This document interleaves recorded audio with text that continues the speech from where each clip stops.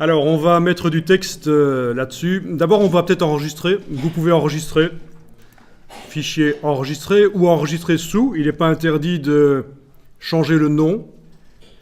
Moi, je conseille de régulièrement enregistrer sous un autre nom, simplement en changeant par exemple le numéro à la fin.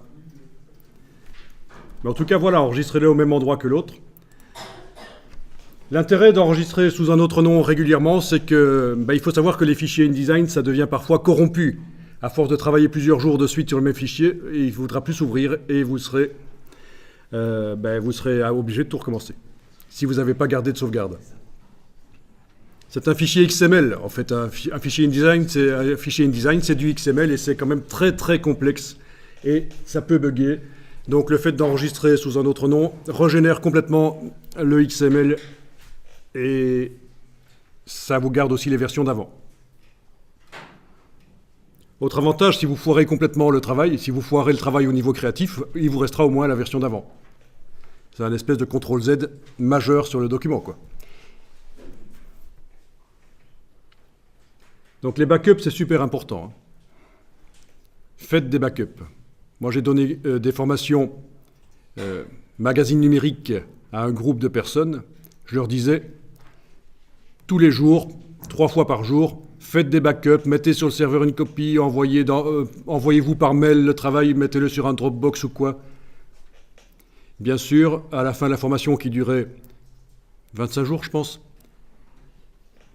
le jour avant, l'avant-dernier jour, un fichier a planté chez un des participants.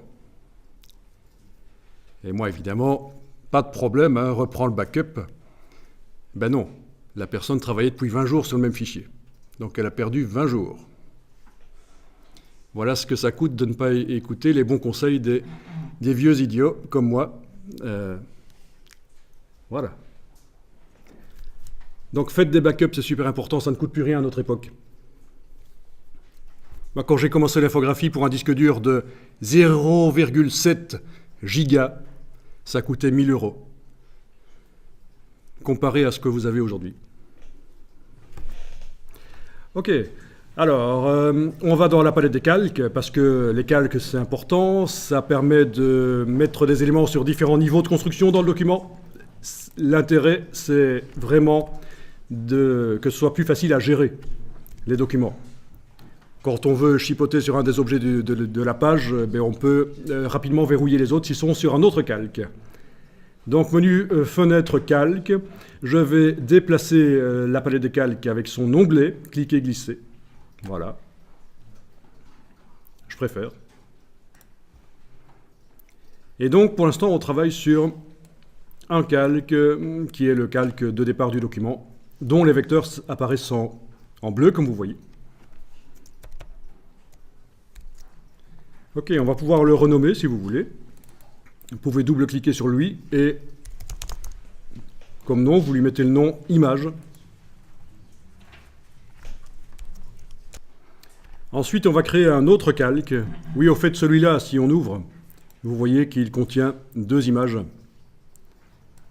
2 objets, 2 images. Si vous ouvrez ici.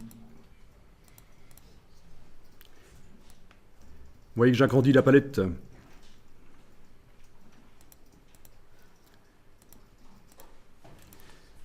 Les images utilisées dans le document, vous le voyez aussi dans la palette des liens, menu fenêtre, liens. Et là, vous voyez qu'il y a 2 images dans le document. Et on vous indique même sur quelle page elles se trouvent. Et il n'y a pas de petit signe point d'exclamation jaune, ça veut dire que InDesign sait où elles sont sur le disque dur. Quand il faudra exporter un PDF ou quoi que ce soit avec ce document, il trouvera les images sur le disque dur, il en a besoin. Elles ne sont pas réellement dans le document, c'est des liens. Ok, donc ça c'est juste la palette liens, on va s'en occuper plus tard, mais pour l'instant c'était la palette des calques. On va créer un nouveau calque en cliquant sur le bloc de feuilles. Oui, si on avait fait Alt-clic, ça nous aurait mis la boîte, mais vous pouvez double-cliquer sur le calque 2, ça amène la boîte. Et vous pouvez l'appeler texte.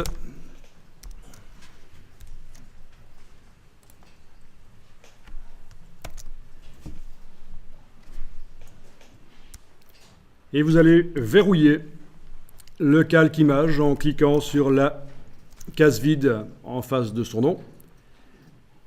Et on indique qu'on travaille sur le calque texte. Il est en surbrillance, il est bleuté comme ça, voilà.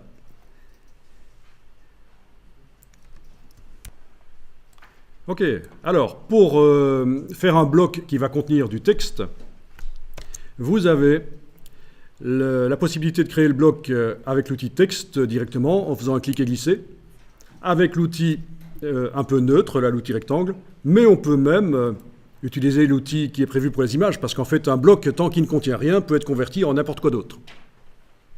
Ben, prenez par exemple le bloc image et tracez un bloc à peu près comme ça, voilà.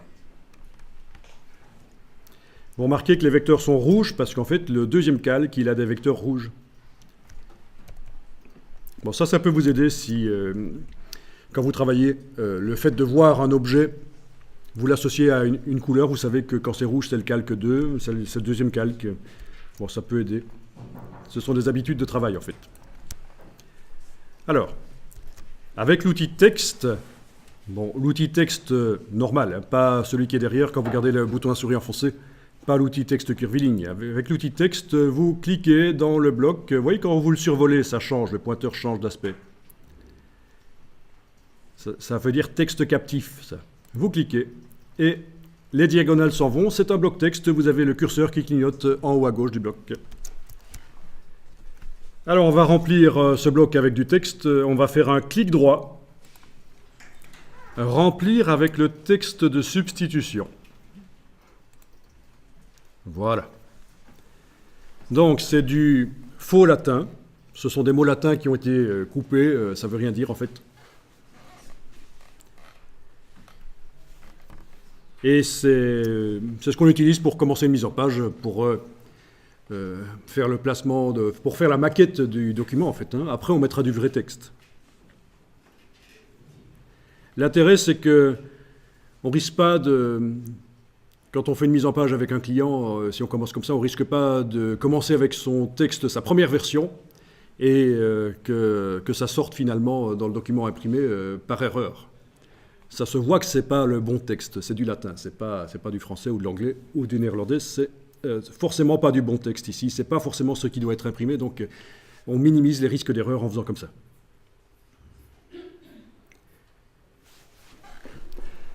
Ok.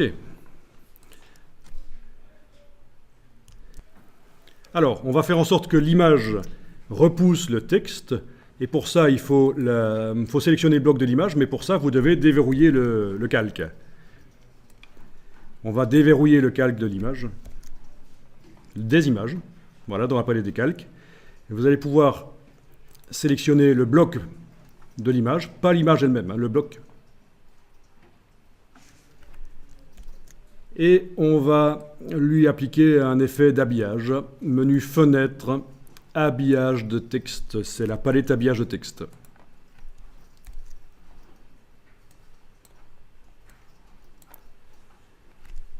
Donc une image qui habille, qui repousse le texte, peut se situer au-dessus ou en dessous du texte, ça n'a pas d'importance. Elle est bien sélectionnée, le bloc est sélectionné. Et vous allez enclencher par exemple la deuxième icône ici dans l'habillage de texte. Et voilà, vous devriez voir que ça repousse le texte.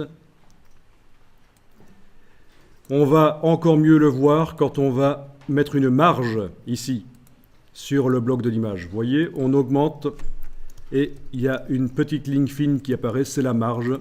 C'est quand même mieux.